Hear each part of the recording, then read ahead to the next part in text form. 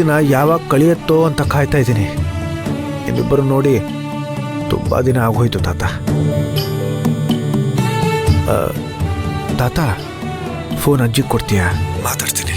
ಹಾ, ಕೊಡ್ತೀನಪ್ಪ. ತಗೋ. ಹಲೋ ಸೂರ್ಯ. ಅಜ್ಜಿ, ಹೇಗಿದೆಯಾ? ಚೆನ್ನಾಗಿದ್ದೀನಿ ಕಣೋ. ನಿಮ್ಮನ್ನೆಲ್ಲ ನೋಡ್ಬೇಕು ಅಂತ ತುಂಬಾ ಆಸೆ ಆಗ್ತಿದೆ ಕಣೋ ನನಗೆ.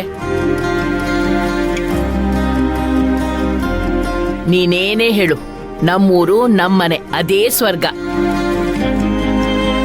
ಅಯ್ಯೋ, ಇಲ್ಲಿ ರೊಟ್ಟಿ ತಿಂದು ನಾಲ್ಗೆಲ್ಲ ಕೆಟ್ಟೋಗಿದೆ ಕಣೋ. ಆದಷ್ಟು ಬೇಗ ಊರಿಗೆ ಬಂದು ಮುದ್ದೆ, ಸಾಂಬಾರು, ಅನ್ನ, ಪಲ್ಯ ಎಲ್ಲ ತಿನ್ಬಿಟ್ರೆ ಮನ್ಸಿಗೊಂಥರ ನೆಮ್ಮದಿ. ಅಜ್ಜಿ, ನೀನ್ ಊರಿಗೆ ಬಾ ಅಜ್ಜಿ, ಹಬ್ಬದ ಊಟನೇ ಮಾಡಿಸ್ಬಿಡೋಣ.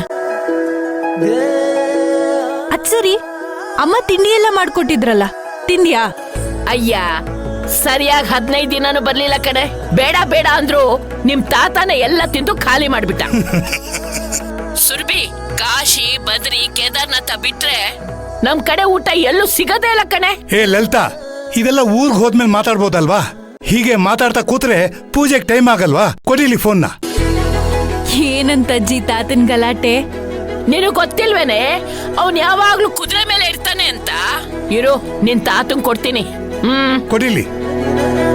ಸುರ್ಬಿ, ನಿಮ್ಮ ಅಜ್ಜಿ ಮಾತಾಡ್ತಾ ಕೂತ್ರೆ ಸಮಯದ ಪರಿಜ್ಞಾನನೇ ಇರೋದಿಲ್ಲ. ಸಮಯ ಸಿಕ್ಕಾಗ ಫೋನ್ ಮಾಡ್ತೀನಮ್ಮ. ಸರಿ ತಾತ. ಒಂದ್ ನಿಮಿಷ. ಇಲ್ಲಿ ಎಲ್ಲಾ ವ್ಯವಸ್ಥೆನೂ ಆಗಿದೆ. ಎಲ್ರಿಗೂ ಆಮಂತ್ರಣ ಪತ್ರಿಕೆ ಕೊಟ್ಟಾಗಿದೆ. ನೀನು ಆರಾಮಾಗಿ ಅಜ್ಜಿಗೆ ಸರ್ಪ್ರೈಸ್ ಕೊಡ್ಬೋದು. ಬಹಳ ಸಂತೋಷ ಕಣಪ್ಪ. ಸೂರ್ಯ, ನನಗ್ ಗೊತ್ತು ನಿನ್ ಕೈಗೆ ಏನಾದ್ರೂ ಒಂದು ಕೆಲಸ ಒಪ್ಸಿದ್ರೆ ಖಂಡಿತ ಅದನ್ನ ಶ್ರದ್ಧೆ ವಹಿಸಿ ಮಾಡ್ತೀಯ ಅಂತ.